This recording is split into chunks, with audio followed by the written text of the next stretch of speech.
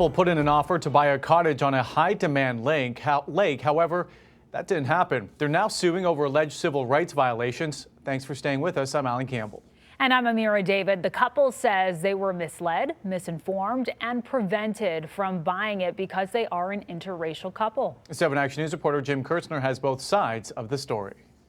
This is the federal lawsuit that was filed, they say, after they filed a complaint with the Livingston County Board of Realtors and after talking with federal housing officials. The humiliating part was, that this was robbed from my family because of maybe because of my color.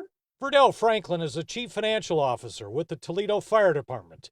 His wife, Julie, is a nurse anesthetist who grew up in Ireland and came to the U.S. as a child. Nothing like this has ever happened to us. And since it did, it's just, it's really devastating. I mean, it wipes your confidence out, it just affects your whole personality, your life, everything.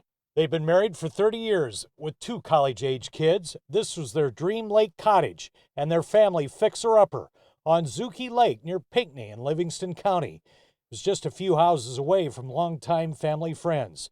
The listing price was $350,000. Their lawsuit claims they wrote this offer for $300K, but the buyer's agent named in the lawsuit, Mary Kay Eikens, did not submit it to the listing agent.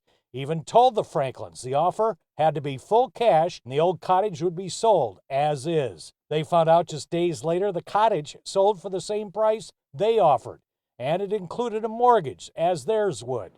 Civil rights lawsuit has been filed in federal court in Detroit. It's very disheartening, very crushing.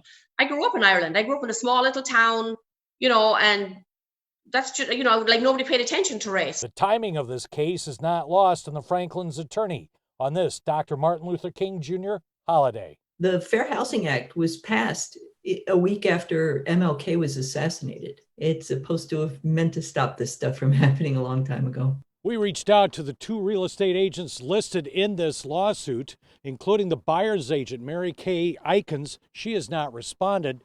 The listing agent is Rick Bowden. He tells us he has not seen this lawsuit and didn't have any dealings with the Franklins. This lawsuit does not have a specific claim for damages. Jim KIERTZNER, 7 Action News.